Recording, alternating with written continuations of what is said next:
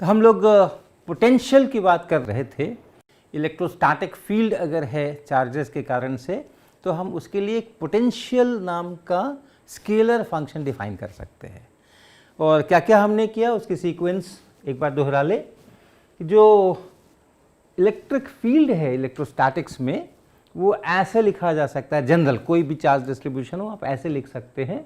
और इसको अगर आप इसका कर्ल उठाएं तो वो कर्ल इसका ज़ीरो होता है। और कर्ल जब ज़ीरो होता है तो फिर अगर हमने एक क्लोज्ड लूप लिया, कोई भी क्लोज्ड लूप, उस पर E डॉट dl किया तो उसका मान ज़ीरो होना चाहिए। ये कर्ल की परिभाषा में से निकल करके आता है। और ये ज़ीरो अगर हर क्लोज्ड लूप में है तो उसमें से फिर ये बात निकल करके आती है कि अगर एक पॉइंट A से और दूसरे पॉइंट B तक आप इस E डॉट dl को इंटीग्रेट करें तो चाहे आप किसी भी रास्ते से A से B तक पहुँचें, ACB से जाएं, ADB से जाएं, किसी भी रास्ते से जाएं, वो एक ही जितना रहता है। और ऐसा अगर हो जाए जिसमें कि ये जो इंटीग्रेशन है, ये एक पॉइंट A है और एक पॉइंट B है, और ये इंटीग्रेशन पाथ से इंडिपेंडेंट हो किसी भी फील्ड के लिए, इलेक्ट्रिक फील्ड के लिए यही ज़रूरी नहीं है, किसी भी फील्ड के लिए इलेक्ट्रिक फील्ड में ये कर्ल ऑफ E ज़ीरो है। जिस भी फील्ड के लिए ये कर्ल ऑफ E ज़ीरो होगा, उस सभी प्रकार के फील्ड्स के लिए ये बातें लागू होंगी। ये इंडिपेंडेंट ऑफ पाथ होगा, सिर्फ A पर और सिर्फ B पे डिपेंड करेगा। ऐसी हालत में ज़रूर एक ऐसा स्केलर फंक्शन एग्जिस्ट करेगा ताकि इसका जो वैल्यू है वो scalar function at A, scalar function at B, उन्हीं के डिफरेंस के रूप में लिखा जा सकता है। फिर बीच का रास्ता जो भी हो आप इसको इंटीग्रेट करें और B पर जो कोऑर्डिनेट्स हैं उनके वैल्यू रखें, A पे जो कोऑर्डिनेट्स हैं उनके वैल्यू रखें, और वो हमेशा उतना ही आना है। तो वो ज़रूर एक फंक्शन है जिसका A पर कुछ वैल्यू है, B पर कुछ वैल्यू है, स्केलर फंक्शन, और उसके डिफरेंस के रूप में इसको लिख सकते हैं। और ये जो इक्वेशन है इसी को यहाँ पर दोबारा लिखा हुआ है, उसको हम लोग पोटेंशियल कहते हैं। इस पर्टिकुलर फील्ड के लिए ये करस्पॉन्डिंग पोटेंशियल है। तो इलेक्ट्रिक फील्ड की अगर हम बात करें तो इलेक्ट्रिक फील्ड के लिए भी हम इसका इस्तेमाल करके हर पॉइंट पर इस स्केलर फंक्शन पोटेंशियल का वैल्यू यहाँ से मालूम करने की कोशिश कर सकते हैं। डिफरेंसेस यहाँ से सीधा सीधा कैलकुलेट होंगे और फिर हर पॉइंट पे क्या पोटेंशियल है उसकी भी चर्चा हम लोग कर सकते हैं। तो अब यहाँ से आगे बढ़ते हैं।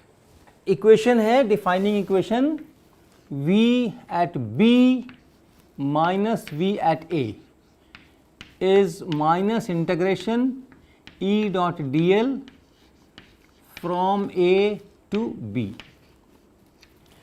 तो कोई एक रास्ता हम चूज़ कर सकते हैं अपनी इच्छा से, क्योंकि वो रास्ते पर तो डिपेंड करता नहीं है, और उस रास्ते पर A पॉइंट से B पॉइंट तक अपने को जाना है और इस E डॉट dl को इंटीग्रेट करना है। तो आप कोऑर्डिनेट सिस्टम में अगर काम करें, कार्टेशियन कोऑर्डिनेट सिस्टम में,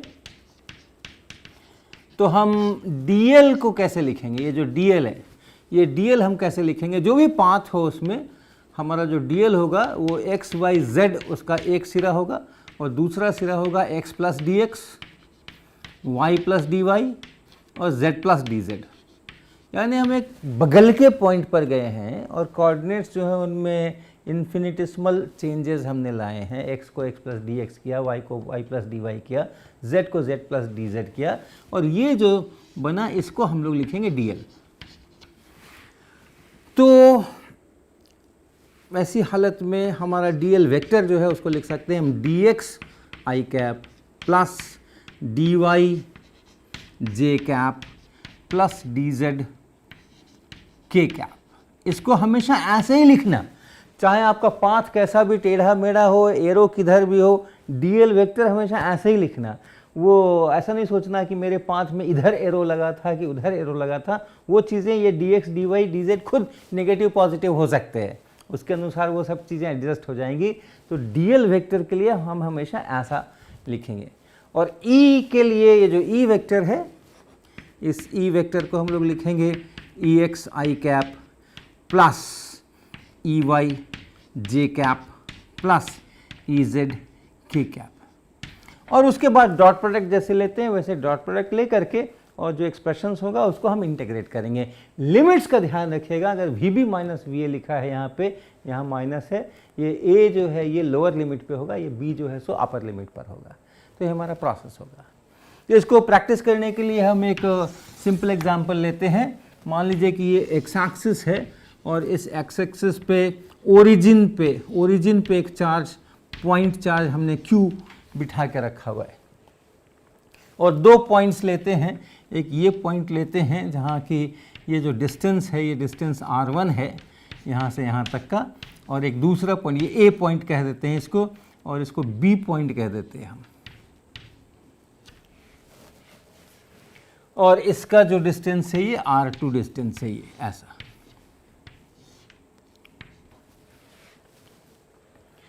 तो इसके अनुसार हम चलें, VB माइनस VA निकालने की कोशिश करें। तो VB माइनस VA बराबर यहाँ का पोटेंशियल माइनस यहाँ का पोटेंशियल, ये बराबर हम लिखेंगे माइनस, और E के लिए हम लिखेंगे, जब हम इलेक्ट्रिक फील्ड किसी जगह पे लिख रहे हैं, यहाँ कहीं पर इलेक्ट्रिक फील्ड लिख रहे हैं, x कहेंगे हम इसको, ये x है और y और z हमारा 0 है, x एक्सिस पर ही हमने लिया है। तो इलेक्ट्रिक फील्ड की जगह होगा q by 4 pi epsilon not x square i cap. देखिए यहाँ पे चार्ज q है, इससे x डिस्टेंस पे हम ये dl लेने वाले हैं, यहाँ पर ये dl लेने वाले हैं, और इस dl के कारण से हम E डॉट dl लिख रहे हैं। तो E पहले लिखा हमने, इस जगह पे इलेक्ट्रिक फील्ड लिखा, और प्लस चार्ज q लिख रहे हैं यहाँ पे, तो हमने i कैप डायरेक्शन लिया, और ये x डिस्टेंस है q by 4 pi epsilon not x square ये लिया। और इस E को हमें डॉट करना है dl से, यानी इस चीज़ से डॉट करना है, क्योंकि y और z में हम नहीं जा रहे हैं, खाली x में जा रहे हैं, तो dy और dz 0 होंगे, और ये dx i कैप ऐसा लिखेंगे, dx i कैप ऐसा लिखेंगे। और इंटीग्रेशन कहाँ से कहाँ तक करना है हमें, तो नीचे में a का मतलब ये x का वैल्यू यहाँ पर है R1, x का वैल्यू यहाँ है R1, और यहाँ x का वैल्यू है R2। तो ये इंटीग्रेशन बना।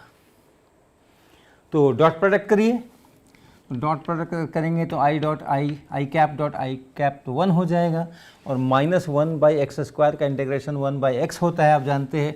तो इसलिए ये बनेगा कैसा, q by 4 pi epsilon not x, ये इंटीग्रेट होकर के इतना आएगा, यानी ये i कैप डॉट ये i कैप तो 1 हो गया। अब यहाँ dx है, यहाँ 1 बाई एक्स स्क्वायर है, और ये माइनस है, तो minus 1 by x square dx, ये इंटीग्रेट होकर 1 बाई एक्स आएगा। और इसमें x के वैल्यूज़ रखने हैं हमें, लोअर लिमिट R1 रखना है, अपर लिमिट R2 रखना है। तो ये क्या बना, ये बना q by 4 pi epsilon nought R2 और minus q by 4 pi epsilon nought R1। ये हुआ VB माइनस VA, यानी R2 डिस्टेंस पर जो पोटेंशियल है माइनस R1 डिस्टेंस पर जो पोटेंशियल है वो हुआ इतना माइनस इतना।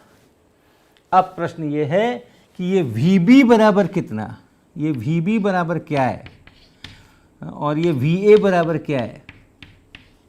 VB माइनस VA तो ये दिख रहा है, लेकिन VB और VA क्या है, और VB का मतलब क्या, VB का मतलब V एट डिस्टेंस R2 और इसका मतलब V at distance R1।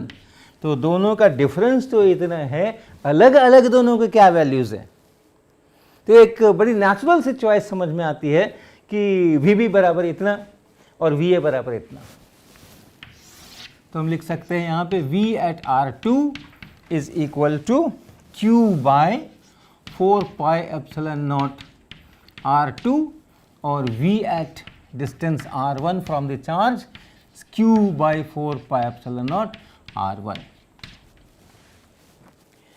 Unique choice नहीं है ये यूनिक चॉइस नहीं है, क्योंकि अगर हम कहें कि V at R2 is equal to this plus V nought, V at R1 is equal to this plus V nought, तो भी V at R2 minus V at R1 यही निकल करके आएगा। और इस V नॉट का वैल्यू कोई भी फिक्स्ड वैल्यू आप यहाँ पे रख सकते हैं। तो जो पोटेंशियल अगर हम डिफाइन करें, V at R is what, charge distribution बहुत सिंपल सा है मेरा, एक single point charge Q origin पर रखा हुआ है, तो इसके कारण जो स्केलर पोटेंशियल V है वो कितना, तो इसको हम ऐसा बोल सकते हैं ना कि Q/4πε0R प्लस V0, और ये V0 कोई भी चीज़ हो सकती है, कोई भी आर्बिट्ररी चीज़ आप ले सकते हैं, अलग अलग लोग अलग अलग ले सकते हैं। तो हम लोग जो चॉइस जनरली लेते हैं, अगर हमारा चार्ज डिस्ट्रीब्यूशन फाइनाइट है तो हम लोगों का जो जनरली लेने का चॉइस होता है वो होता है कि इस V0 को हम 0 लेते हैं, चूज V0 टू बी 0। ये हम चूज कर रहे हैं, ये ध्यान रखिएगा, हमारा हक है ये, इसको छोड़ना नहीं है, हमारा चॉइस है कि हमने V0 को 0 लिया है, और ये चॉइस अगर हम इस्तेमाल करते हैं तब फिर हमारा ये बहुत सिंपल सा इक्वेशन बनता है कि V at R is equal to Q/4πε0R।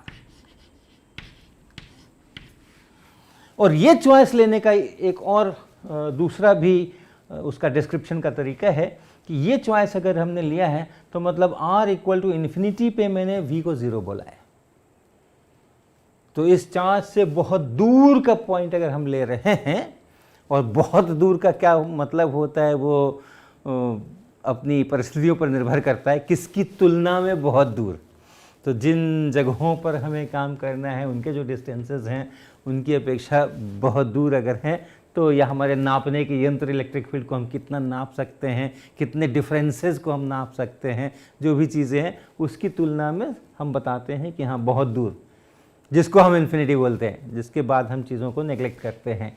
तब वैसी हालत में हम लोग इस चॉइस का मतलब ये भी हो गया कि हम लोगों ने चूज़ किया है पोटेंशियल एट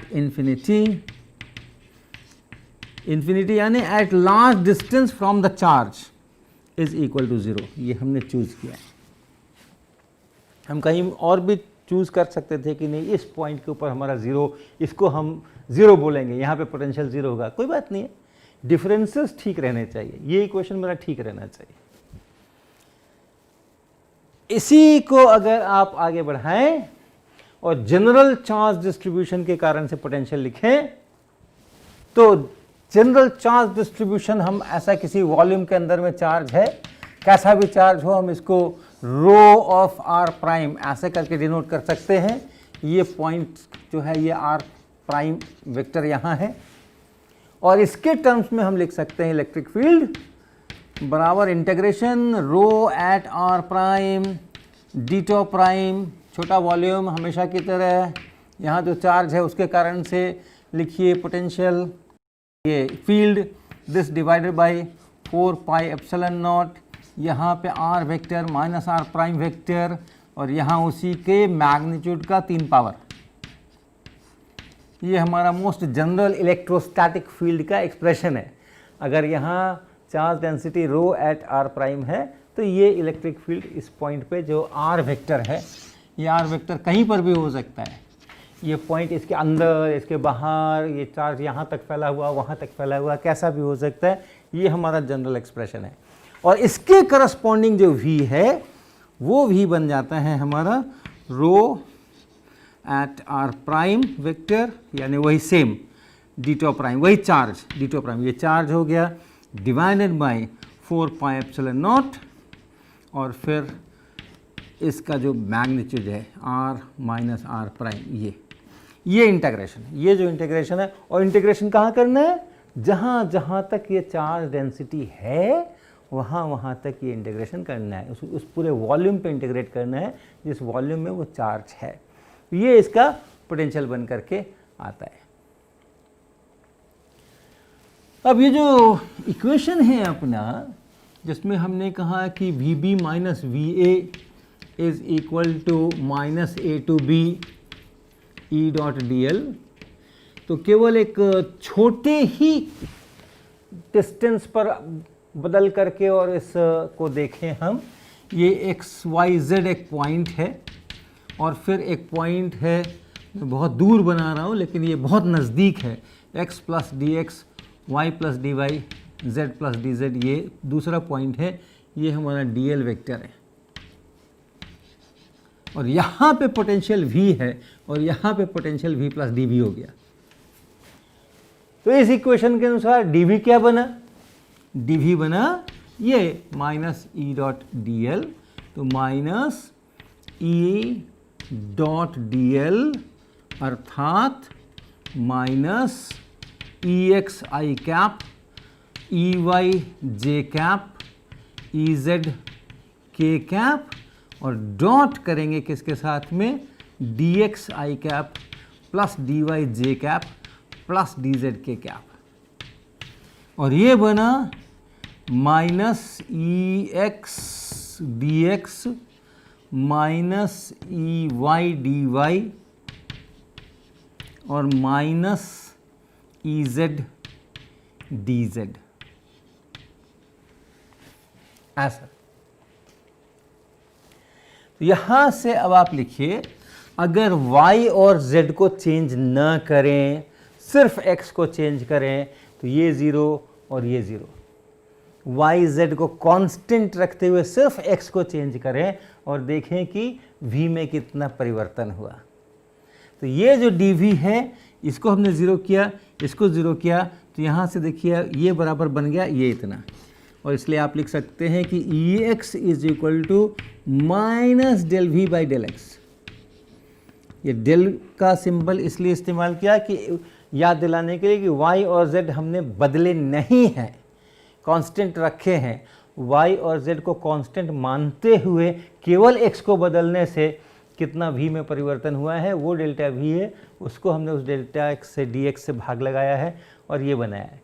इसी प्रकार अगर हम x को न बदलें, z को न बदलें, तो फिर ये जो इतनी चीज़ बनती है केवल y को बदलें, ये बराबर है dv के, और इसलिए ey को हम लिख सकते हैं यहाँ से ey is equal to minus del V del Y, और इसी तरह ez is equal to minus del V del z, और इन तीनों को फिर से मिला करके इलेक्ट्रिक फील्ड लिखिए E, यानी ई X I cap plus E Y J cap plus E Z K cap, ये बराबर हो गया। अब यहाँ से ई एक्स ई वाई और ई जेड को आप रख दीजिए, तो माइनस आई कैप तो ये है ही डेल वी डेल एक्स ऐसा। इसी तरह ई वाई के लिए यहाँ से लिखेंगे तो minus J cap del V del Y minus K cap del V del Z, इसको ऐसे लिख सकते हैं। और इसको लिख सकते हैं, देखिए केवल सिंबल्स का हेरा फेरी है, माइनस को बाहर ले रहे हैं हम और यहाँ लिख रहे हैं I cap del del X plus J cap del del Y plus K cap del del Z, और यहाँ पे हम v रख रहे हैं ब्रैकेट के बाहर, अर्थात जब ब्रैकेट खुलेगा तो ये v यहाँ भी आएगा, ये v यहाँ भी आएगा और ये v यहाँ भी आएगा, तो यही चीज़ बन जाएगी। और ये जो चीज़ होती है इसके लिए भी एक अलग नाम है, इसको बोला जाता है ग्रेडियंट ऑपरेटर। और ये ग्रेडियंट ऑपरेटर जो है इसको सिंपल ऐसा उल्टा डेल्टा ऐसा लिख करके हम लोग डिनोट करते हैं। और ये ग्रेडियंट ऑपरेटर हमेशा एक स्केलर फंक्शन पे ऑपरेट करता है, स्केलर फंक्शन है उस पर ये ऑपरेट करता है। और इसका अर्थ इतना ही हो गया, इसका मतलब हो गया I cap del del X plus J cap del del Y और plus K cap del del Z. ये कार्टेशियन कोऑर्डिनेट्स का सहारा लेकर के हमने ये लिखा है। अगर आप स्फेरिकल पोलर कोऑर्डिनेट्स इस्तेमाल करें या सिलिंड्रिकल कोऑर्डिनेट्स इस्तेमाल करें तो ऐसे ही एक्सप्रेशन आएंगे, R cap theta cap phi cap या S cap phi cap Z cap, उसमें उसको लिखना होगा। तो ये कोऑर्डिनेट से इंडिपेंडेंट जो इसकी प्रॉपर्टीज़ है उसकी अभी हम चर्चा करेंगे, लेकिन ये इस प्रकार का इक्वेशन बना और इसलिए हम लिख सकते हैं ई बराबर माइनस ग्रेडियंट ऑफ वी, ग्रैड भी पढ़ते हैं इसको, ग्रेडियंट ग्रैड ऐसा भी पढ़ते हैं इसको। E is equal to minus gradient of V, ये है scalar function, scalar potential, scalar function है, स्केलर फील्ड है ये, और ये है वेक्टर फील्ड है ये। और जब ये ग्रेडियंट ऑपरेटर किसी स्केलर पर लगता है तो आई कैप, जे कैप, के कैप आकर के पूरा वेक्टर बन जाता है ये। तो इलेक्ट्रिक फील्ड में और इस पोटेंशियल के अंदर में ये संबंध है, E बराबर माइनस ग्रेडियंट ऑफ V। जब कभी भी कंजर्वेटिव फील्ड होगा, कर्ल जिस फील्ड का हर पॉइंट पे 0 होता है, वैसा जब भी होगा तो आपको इस तरह का स्केलर पोटेंशियल मिलेगा, जिसमें आप इसको ऐसा लिख सकते हैं। तो अगर आपको पोटेंशियल्स पता है तो आप इनका इस्तेमाल करके और ग्रेडियंट ऑपरेट करा करके इलेक्ट्रिक फील्ड निकाल सकते हैं। और अगर इलेक्ट्रिक फील्ड पता है तो फिर ये जो इक्वेशन है इसका इस्तेमाल करके और प्रॉपरली कहाँ पे पोटेंशियल 0 बोलना है उसको चूज करके आप पोटेंशियल निकाल सकते हैं। तो पोटेंशियल से आप इलेक्ट्रिक फील्ड निकाल सकते हैं, इलेक्ट्रिक फील्ड से आप पोटेंशियल निकाल सकते हैं। तो इलेक्ट्रिक फील्ड जैसे हम हमेशा कहते हैं कि एक फिजिकल एंटिटी है, हम आगे देखेंगे उसमें एनर्जी है, मोमेंटम है, पता नहीं क्या क्या, तो उसको डिस्क्राइब करने के हमारे ये दोनों अलग अलग तरीके केवल हो गए। आप स्केलर फील्ड के रूप में भी उसको बता सकते हैं, भी बता दीजिए, हमें सब जगह इलेक्ट्रिक फील्ड के मैग्नीट्यूड, डायरेक्शन सब पता हो जाएंगे। या स्केलर फील्ड, वेक्टर फील्ड में खुद ही बता दीजिए, सारी इलेक्ट्रिक फील्ड हर पॉइंट पे बता दीजिए। तो ये दोनों एक ही चीज़ को रिप्रेजेंट करने के मेथड्स अलग अलग, ऐसा हम लोग कहेंगे। अब एक और इस ग्रेडियंट ऑपरेटर के बारे में थोड़ी सी चर्चा हम लोग कर लें कि जब हम कहते हैं E.dl is equal to minus dv और E को हम कहते हैं minus of gradient V dot dl is equal to minus dv, अर्थात grad of V dot dl is equal to dv। ये भी अपने आप में बहुत उपयोगी, बहुत यूज़फुल इक्वेशन है। किसी भी स्केलर फील्ड का अगर आप ग्रेडियंट लेते हैं वो एक वेक्टर फील्ड बनता है। डॉट dl यानी आपने एक dl लिया, यहाँ से आप यहाँ गए, वही x plus x y z से और x plus dx, y plus dy और z प्लस dz यहाँ गए। तो इस v में कितना परिवर्तन हुआ dv, वो इससे निकल करके आता है। अब एक तो ये चीज़ आप पहले देख लीजिए कि अगर इलेक्ट्रिक फील्ड के इस इक्वेशन को देखें और इलेक्ट्रिक फील्ड की दिशा में अगर हम चलें आगे तो ये पॉजिटिव का मतलब है कि dv नेगेटिव का मतलब है कि v घट गया। यहाँ v है और यहाँ v प्लस dv है तो घट गया। इलेक्ट्रिक फील्ड की दिशा में चलेंगे पोटेंशियल घटेगा, इलेक्ट्रिक फील्ड के विपरीत दिशा में चलेंगे पोटेंशियल बढ़ेगा। तो एक तो ये चीज़ यहाँ से आप ध्यान रखिएगा, बहुत उपयोगी इक्वेशन है ये कि घटना बढ़ना। और दूसरा, इसको आगे खोलिए, इसका मैग्नीट्यूड, ग्रेडियंट v का मैग्नीट्यूड, ये dl का मैग्नीट्यूड और इनटू कॉस थीटा, ये बराबर बना dv। तो dv बाई dl ये हो गया इसका magnitude and into cos theta. यानी ये dv कितना है, पोटेंशियल कितना चेंज हुआ और कितनी लेंथ गए हम, ये है dv बाई dl। यहाँ से यहाँ जाने में पोटेंशियल कितना चेंज हुआ, कितनी लेंथ में जाने पे, rate of change of potential as we are shifting a small distance. और वो dl डिस्टेंस शिफ्ट करने पे क्या रेट है dv dl, वो चीज़ यहाँ से निकल के आ रही है और कॉस थीटा पे डिपेंड कर रही है। अगर कॉस थीटा 0 हो जाए, इफ थीटा इज 0 या 90 डिग्री, पहले 0 ही ले लें, इफ थीटा इज 0 तो cos theta is 1, dv dl is grad of v which is largest, cos theta equal to 1 is largest. तो और थीटा इक्वल टू 0 होने का क्या मतलब है कि जिस डायरेक्शन में ये ग्रेडियंट ऑफ v है उसी डायरेक्शन में हम चल रहे हैं। तो इस रिजल्ट को हम जरा लिखना चाहेंगे।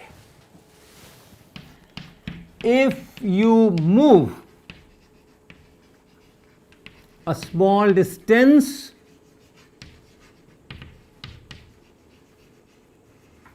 in the direction of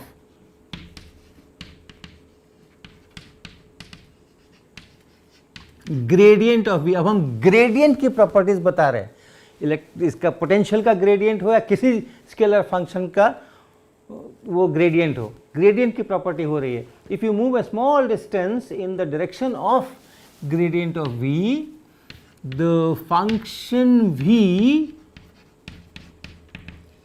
increases, ये डिक्रीजेस भी हो सकता है, तो वो फिर माइनस अपना उसके अंदर में आएगा, increases at the largest rate.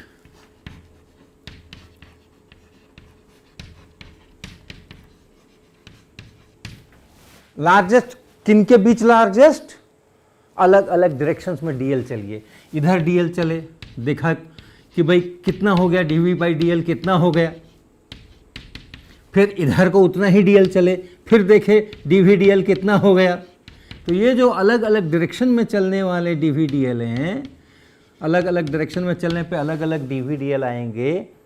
ये डीएल उतना ही लीजिएगा और डीवी को उससे भाग लगा लीजिएगा, उतना नहीं भी लीजिएगा तो भाग लगा के उतना ही हो जाएगा। तो जिस दिशा में ये डीवी डीएल मैक्सिमम हो जाए, वो दिशा कौन सी है? वो दिशा इस ग्रेडियंट v की अपनी दिशा है, क्योंकि उस समय में cos थीटा 1 हो जाएगा और ये बराबर ये मैक्सिमम हो जाएगा। तो इसी को अब हम दोबारा लिखते हैं। ये मैंने कहा, if you move A small distance in the direction of gradient v, the function v increases at the largest rate. इसी को हम दोबारा लिखते हैं, the direction of gradient v is the direction in which v increases at the largest rate।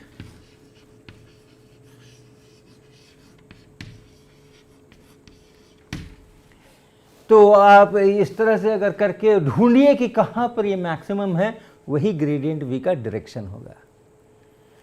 और अगर आपने कोई भी डीएल ले लिया है और ग्रेडियंट v कहीं और है, ग्रेडियंट v कहीं और है और ये थीटा है, तो इस डायरेक्शन में अगर डीएल चलते हैं और यहाँ पूछते हैं कि what is DV DL, that DV DL is इसका मैग्नीट्यूड इंटू कॉस थीटा, इसका मैग्नीट्यूड इंटू कॉस थीटा। क्या है ये इस ग्रेडियंट v का इस डायरेक्शन में कंपोनेंट है, दिस इंटू कॉस थीटा। तो किसी भी डायरेक्शन में आप थोड़ा मूव करो और v कितना चेंज हुआ उसको देखो और उसके बाद उसका रेट देख लो डीवी डीएल कितना है, वो आपको ग्रेडियंट ऑफ v का उस डायरेक्शन में कंपोनेंट बताएगा। ये एक दूसरी इंपॉर्टेंट रिजल्ट इसको आप कह सकते हैं। If you move in a direction, किसी भी डायरेक्शन में चलिए, the DV DL gives component of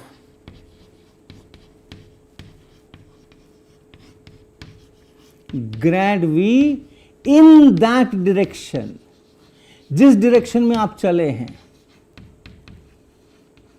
जिस डायरेक्शन में आप चले हैं उस डायरेक्शन में ग्रेड v का जो कंपोनेंट है वो उस डायरेक्शन में चलने पे कितना v में चेंज हुआ है उस डीवी डीएल से आपको मिलने वाला है।